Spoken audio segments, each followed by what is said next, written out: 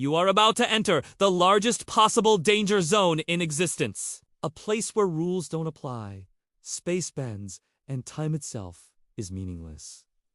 Welcome back to the channel. Today, we are going to find out what happens when the universe ends. When the heat death of the universe finally arrives, realities will reach a state of maximum entropy, an endless void of cold, dark nothingness. But what if that doesn't have to be the end of the story? What if our universe is merely suspended in a kind of stasis, doomed to be wiped away by a force far greater than anything we know? Part 1.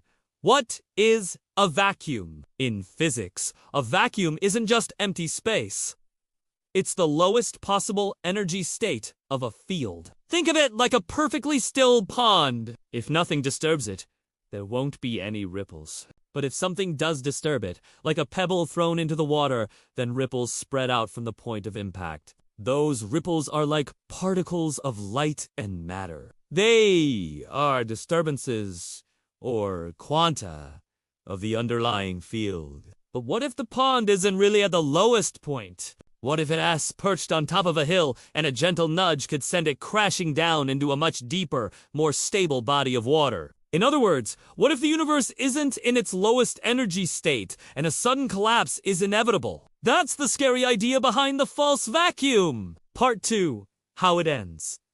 If the vacuum decays, a bubble of lower energy space would form. Inside this bubble, the laws of physics themselves would change. Everything we know about chemistry and particle physics would break down.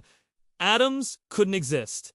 Stars couldn't shine. Planets couldn't form. There would literally be no way for life to evolve. The inside of the bubble would be a new kind of empty, not just empty space, but an altered set of physical laws. Worse yet, the bubble would expand at the speed of light. Nothing could outrun it, not even light. Within the bubble, space would contract and collapse until everything was erased. First, Earth, then the Milky Way, then the farthest galaxies. We wouldn't see it coming either, because light from beyond the bubble couldn't reach us. It would be like watching the universe go dark around you, swallowing everything in a silent, invisible doom. Part 3.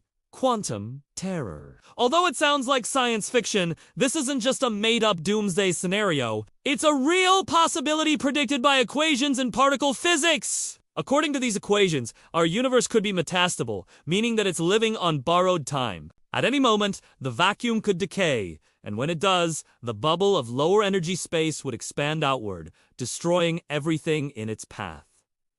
So how likely is it? Very unlikely. Calculations suggest that the probability of a false vacuum decay happening within a year is about 1 in 10 raised to the power of 60. To put that in perspective, it's like flipping a coin and getting heads 60 times in a row. Yet, in the infinite stretch of cosmic history, even the rarest events can and do happen. Eventually, the cosmic die will fall, and when it does, reality as we know it will cease to exist.